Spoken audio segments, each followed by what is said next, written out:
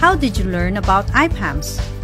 So, nung time po na naghahanap ako ng mga legit na agency na nagpapaalis ng walang processing fee at no placement fee, number 1 na po yung IPAMS sa sobrang matunog nun. At sinasuggest rin sa akin ng mga kaibigan ko na applyan ko raw to dahil yun din po yung naging pathway nila para makapagtrabaho dito sa Canada. And then ginawa ko yung hinap ko sila sa Facebook page. So, pinalo ko sila at inag-abang po ako lagi ng mga post nila na match dun sa aking experience. And then one day, nagkaroon sila ng isang mass hiring which is nangangailangan sila ng food service supervisor and food counter attendant bound dito sa Canada. So, hindi ko na pinalampas yung pagkakataon na yon. Pumunta ako doon na kahit ang call time is 7 a.m. So, May 10, 7 a.m. mag-i-start yun. Gabi pa lang po, May 9, pumila na ako doon dahil ganun ako porsigido na mag-apply papunta dito sa Canada at makipagsapalaran na sana mapili ako. How did you feel when you got shortlisted for the final interview? So, to be honest po, medyo kinabahan ako noon at syempre sobrang tuwa ako noon kasi hindi ko po ina-expect na mapapabilang ako doon sa shortlisted para sa final interview. Doon ko napatunayan na si IPAMS is fair kung humanap ng mga tao o mabigyan sila ng pagkakataon doon sa trabaho na ina-applyan nila. Even na may mas magagaling pa sa akin. Pagdating doon sa posisyon na ina-applyan ko, may mga ex-abroad, may mga matataas yung position and whatever. So yun, ang laki ng pasalamat ko sa sarili ko, kay God, and especially kay IPAMS. Kaya ang ginawa ko ng time na yun, syempre nag-gather na ako ng mga informations na possible na pwedeng itanong sa akin para mapagandaan ko yung final interview. At nung natapos na nga po yung aming final interview, ang dami kong realization dun sa final interview na yon. So, ang tip lang pala doon, dapat maging totoo ka lang sa sasabihin mo, huwag kang kakabahan, at lagi ka lang ngumiti. Kasi yung mga Canadian po na mag-i-interview sa'yo o yung pinaka-employer mo dito, hindi sila nagbe-base kung gaano ba katalino yung kaharap nila. Magbabase sila doon sa personality na pinapakita mo sa kanila. Kasi ang gusto nilang makita sa'yo is yung pagiging ikaw, kung sino ba yung kaharap nila o sino ba yung magiging future na makakasama nila dun sa trabaho na ibibigay nila sa'yo. How did you feel when you got selected?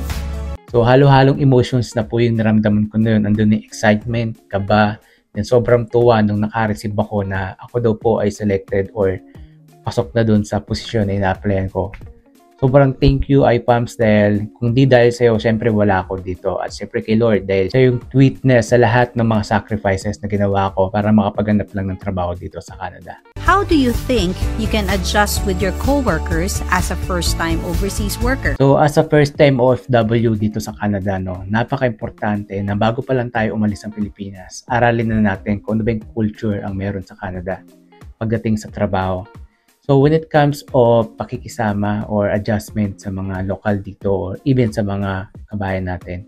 So nagka-approach lang ako lagi sa kanila ng maayos. So pinaparamdam ko lang sa kanila na masaya ako na nakakatrabaho ko sila dito sa Canada. Kasi darating din yung time na kung ano yung magandang pinaparamdam mo sa kanila or pakikisama na binibigay mo sa kanila, yun din yung ibabalik nila sa'yo. So napakaganda ng ganung strategy nung sa ganon is ma-maintain natin yung pagiging good communication sa bawat isa. How long are you planning to work abroad? As long as nagusto ko ng employer ko, magtatagal po ako dito.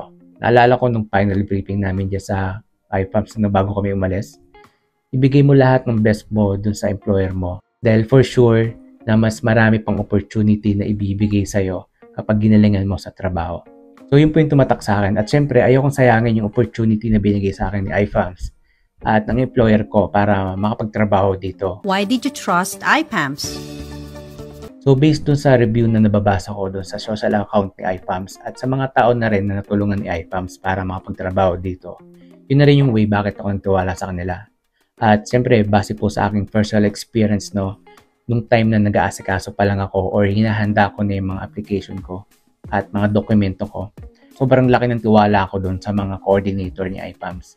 Kasi even na mahaba yung proseso na kakandak nila para asikasuhin yung mga documents na yun, mafe-feel mo talagang sobrang approachable nila na willing to help sila lagi.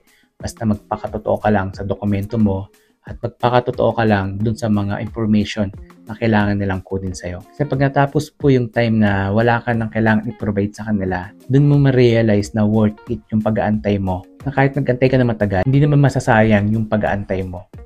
So kung meron man akong i-advise dun sa mga aspiring Canadian or mga naghahanap ng trabaho dito o sa Canada, highly recommended si iPAMS. So kung may advice man ako dun sa mga kapwa Pilipino ko na naghahanap din ng trabaho dito sa Canada, so wag po kayong tumigil at sumuko na mag-apply dahil darating din yung time na bibigyan kayo ng pagkakataon. So magtiwala lang kayo sa sarili nyo, i-ready nyo lang lahat ng mga dokumento na kailangan ni iPAMS bago kayo mag-apply doon sa trabaho na ino-offer nila sa inyo na match doon sa inyong experience.